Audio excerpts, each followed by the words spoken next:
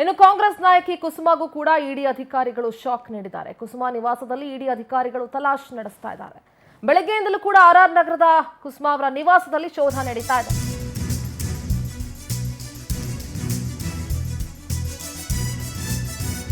ಕಾಂಗ್ರೆಸ್ ನಾಯಕಿ ಕುಸುಮಾ ಅವರ ನಿವಾಸದಲ್ಲಿ ಇಡಿ ಅಧಿಕಾರಿಗಳು ತಲಾಶ್ ನಡೆಸ್ತಾ ಇದ್ದಾರೆ. ಬೆಳಗ್ಗೆಯಿಂದ ಆರ್ಆರ್ ನಗರದ ನಿವಾಸದಲ್ಲಿ ಶೋಧ ನಡೀತಾ ಇದೆ.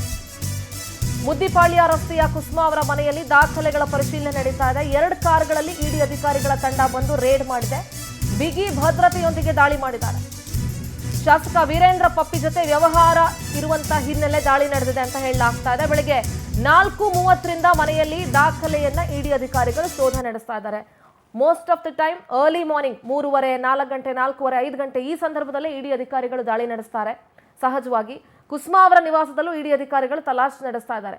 ಶಾಸಕ ವೀರೇಂದ್ರ ಪಪ್ಪಿ ಅವರ ಜೊತೆಗೆ ಒಂದಷ್ಟು ವ್ಯವಹಾರಗಳಿತ್ತು, ವ್ಯಾವಹಾರಿಕ ಸಂಬಂಧ ಇತ್ತು ಅನ್ನುವಂಥ ನಿಟ್ಟಿನಲ್ಲಿ ಕುಸುಮಾ ಅವರ ನಿವಾಸದ ಮೇಲೆ ದಾಳಿ ನಡೆದಿದೆ.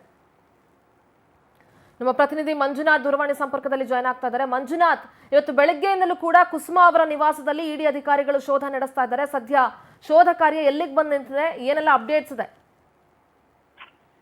ಸಿಂಧೂರ, ಏನ್ ಇವತ್ತು ಬೆಳಿಗ್ಗೆ 5:30ಯಿಂದನೂ ಕೂಡ ಇವತ್ತು ಕುಸುಮಾ ಹನುಮಂತರಾಯಪ್ಪರ ಮನೆಯಲ್ಲಿ ಇಡಿ ಶೋಧ ಕಾರ್ಯ ನಡೀತಿರುವಂತದ್ದು. ಕಾರಣ ಈಗ ಏನು ಶಾಸಕ ವೀರೇಂದ್ರ ಪಪ್ಪಿ ಇದ್ದಾರೆ, ವೀರೇಂದ್ರ ಪಪ್ಪಿ ಜೊತೆಗೆ ಹನುಮಂತರಾಯಪ್ಪನ ಮಗ ಒಂದಿಷ್ಟು ವ್ಯವಹಾರಗಳನ್ನ ಇಟ್ಕೊಂಡಿದ್ರು ಅಂತೇಳಿ ಈಗ ಮೇಲ್ನೋಟಕ್ಕೆ ಒಂದಿಷ್ಟು ವಿಚಾರಗಳು ಗೊತ್ತಾಗ್ತಿರುವಂತದ್ದು.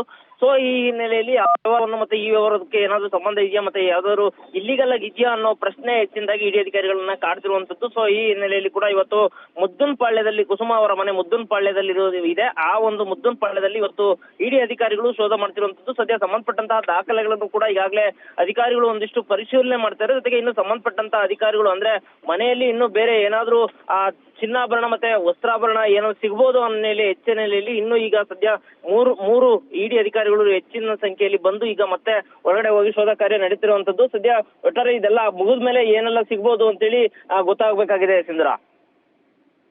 ನಿಮ್ಮೆಲ್ಲ ಡೀಟೇಲ್ಸ್ಗಾಗಿ